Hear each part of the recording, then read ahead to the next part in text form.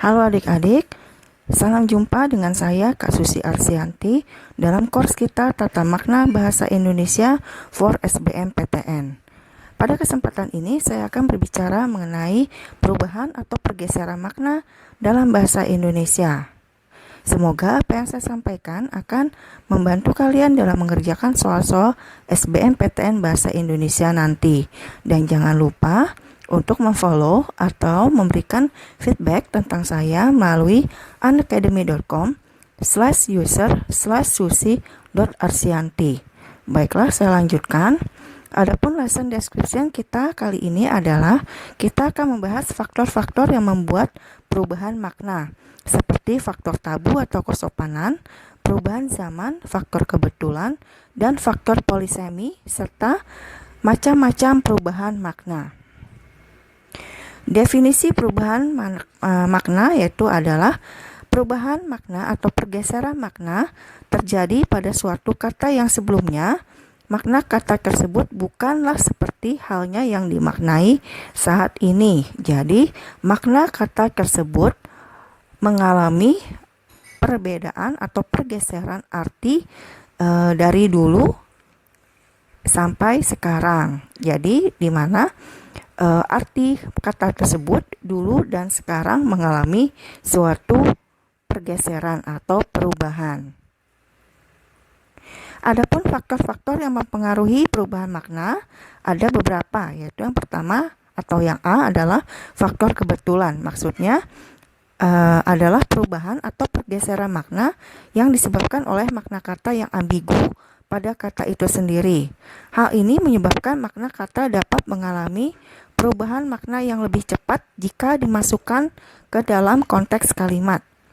Baik, marilah kita lihat contoh berikut. Pada kata rawan, makna yang dahulu adalah lembut, lembek, atau lunak. Tetapi saat ini makna kata rawan bergeser menjadi rentan atau berpotensi. Sebagai contoh, rawan kecelakaan artinya berpotensi atau rentan terhadap kecelakaan. Rawan longsor atau berpotensi atau rentan terhadap longsor. Faktor B atau faktor berikutnya yaitu faktor perkembangan zaman.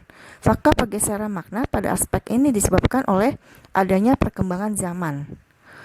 Faktor ini disebabkan dengan adanya regenerasi yang memaknai sebuah kata dengan makna yang berbeda dengan generasi sebelum mereka. Sebagai contoh, kata jawara dahulu dimaknai sebagai orang yang memiliki kekuatan dalam hal fisik, tetapi saat ini jawara lebih dimaknai sebagai pemenang atau juara dalam suatu kompetisi tertentu.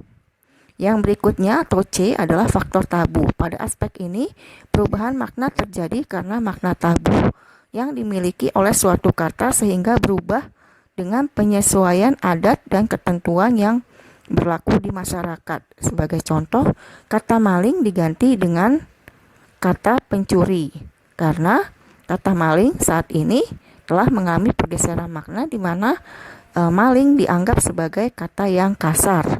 Oleh karena itu diganti dengan kata pencuri. Kemudian yang D adalah faktor polisemi.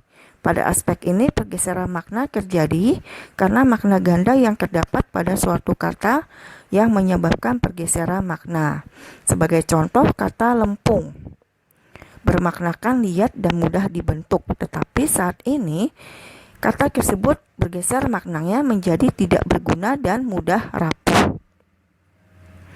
Kemudian macam-macam pergeseran makna. Ada beberapa macam pergeseran makna. Yang pertama yaitu adalah generalisasi atau perluasan. Sebagai contoh, papan sebagai lempengan kayu sekarang bergeser mengalami perluasan menjadi rumah. Yang kedua, spesialisasi atau penyempitan atau menyempit. Sebagai contoh, Dulu guru adalah orang yang suka memberikan ilmu atau membimbing orang lain, tetapi sekarang guru hanya sebagai orang yang berprofesi sebagai pengajar di sekolah. Jadi makna guru telah mengalami penyempitan. Yang ketiga yaitu ameliorasi atau membaik. Makna kata menjadi lebih sopan daripada sebelumnya. Sebagai contoh, buta menjadi tunanetra. BUI sekarang menjadi lembaga pemasyarakatan. Yang keempat, perubahan makna peyorasi yaitu memburuk.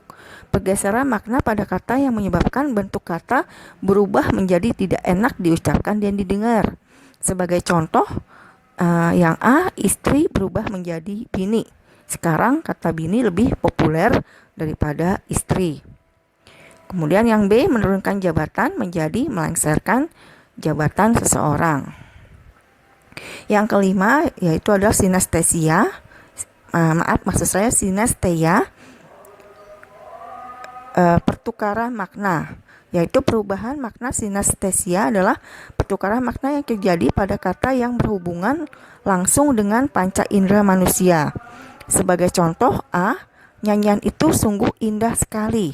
Indah, kata indah sebetulnya sesuatu yang bisa kita lihat dengan mata.